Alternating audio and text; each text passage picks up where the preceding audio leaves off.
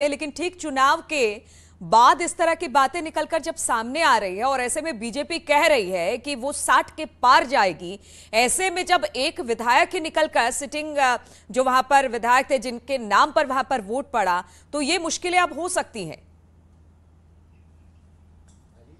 बिल्कुल नीलू, बीजेपी में भले खुल के चीजें न दिखी हो, लेकिन आपने रायपुर में हमने इस तरह का विवाद देखा और दूसरी सीटों में हमने इस तरह का विवाद देखा। बीजेपी में सबसे ज्यादा कैंडिडेट्स बागी हुए, ये बात भी सबके सामने है कि सबसे ज्यादा बागियों ने बीजेपी के छोड़ के इलेक्शन लड़ा।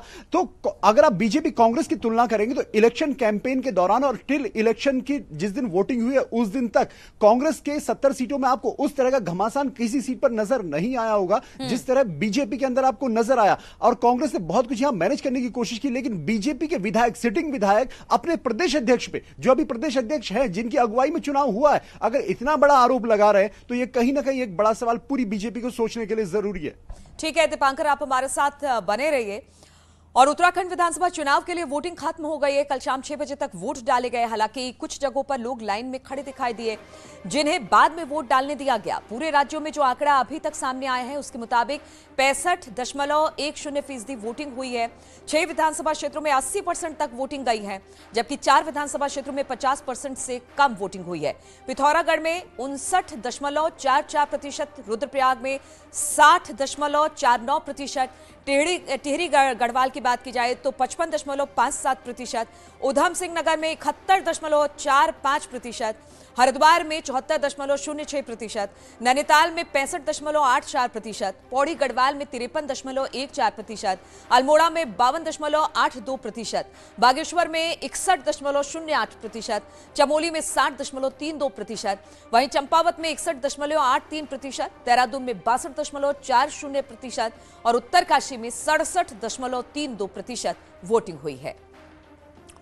और दीपांकर के बाद एक बार फिर से रुक करते हैं। दीपांकर, जिस तरह से वोटिंग हुई और ठीक ठाक वोटिंग इसे कही जा सकती है, कितने प्रतिशत मतदान हुआ, किस जिलों में सबसे ज्यादा और किस जिलों में सबसे कम, और इसका कारण क्या रहा? नीलू, जो कल वोटिंग हुई है यहां पर सोमवार को 14 फरवरी को, उसका जो अभी तक करीब जो परसेंटेज आया वो 65.10 आया, 65.10% आया। हालांकि अभी ये फाइनल फिगर नहीं है क्योंकि बहुत दूर दराज के इलाके हैं जहां से अभी रिपोर्ट सबमिट होनी थी कि वहां कितनी वोटिंग परसेंटेज। आज जो इलेक्शन कमीशन है उसमें फाइनल आंकड़ा जारी करेगा कि ओवरऑल उत्तराखंड में कितने प्रतिशत वोटिंग हुई। लेकिन ये जो लगभग 65% से कुछ ज्यादा, लगभग 65 के आसपास जो वोटिंग हुई थी साल 2017 में हुई थी। यानी अगर वोटिंग परसेंटेज की आप तुलना करेंगे 2017 और 2022 की, वोटिंग परसेंटेज बराबर है। अब इसमें बाद में रिजल्ट के बाद यह पता लगेगा कि किसको कितने वोट मिले। बड़ी बात जो रही, हरिद्वार डिस्ट्रिक्ट में सबसे ज्यादा वोटिंग हुई है जहां पर 80% तक भी कई विधानसभा क्षेत्रों में वोटिंग हुई है। और सबसे कम जो वोटिंग परसेंटेज अब तक निकल कर आ रहा है वो अल्मोड़ा में निकल कर आ रहा है।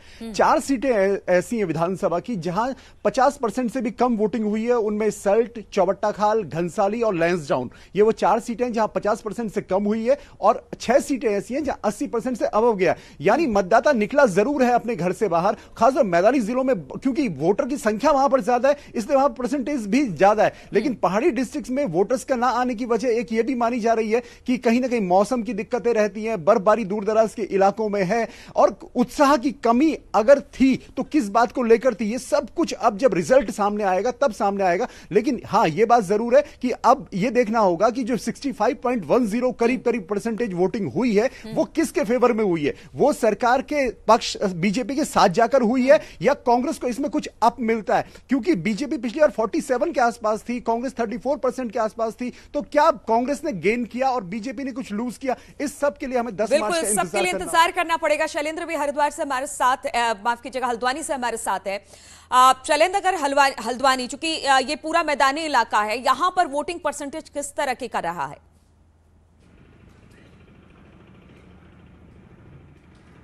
देखिए, जो वोटिंग का परसेंटेज है वो पिछले साल के मुकाबले बिल्कुल जो साल 2017 का चुनाव था तकरीबन उसके करीब रहा है। जो पिछला, अगर हम पूरे नैनीताल जिले की बात करें तो इस बार 66.30 का आंकड़ा ये बता रहे हैं, जो पिछले बार के आंकड़े से थोड़ा सा बड़ा हुआ आंकड़ा बताया जा रहा है। लेकिन अभी जो फाइनल फिगर्स हैं वो अभी तक नहीं आए हैं, लेकिन फाइनल फिगर जब आएंगे तो तब पता लगेगा। लेकिन मैदानी जिला जो उधम सिंह नगर है, नैनीताल से सटा हुआ जिला है, वहाँ पर जो पोलिंग परसेंटेज है वो देखने वाली बात है, क्योंकि वो बहुत बहुत ज़्यादा बड़ा है। तो ऐसे में वहाँ पर क्या होता है, क्योंकि सेपोलॉजी ये बताती है, जो पॉलिटिकल कमेंटेटर्स हैं वो ये बताते हैं कि अगर पोलिंग परसेंटेज कहीं पर भी बढ़ रहा है तो फिर वो एंटी इनकम्बेंसी या फिर एंटी एस्टेब्लिशमेंट, जो एंटी गवर्नमेंट जा सकता है, जो सत्ता में है पार्टी उसके एंटी जा सकता है। तो ऐसे में बड़ी संख्या में पोलिंग परसेंटेज बढ़ा है, विशेष तौर पर उन इलाकों का बढ़ा है जहां पर मुस्लिम मतदाता बड़ी संख्या में है, वहां पर पोलिंग परसेंटेज बढ़ा है। तो ऐसे में ये पोलिंग परसेंटेज किस तरफ जाएगा, किसको फायदा पहुंचाएगा, किसको नुकसान पहुंचाएगा, ये देखने वाली बात होगी। क्योंकि उधम सिंह नगर जिले की 9 सीटें हैं जहां पर महज 1 सीट जीत पाई थी साल 2017 में कांग्रेस, लेकिन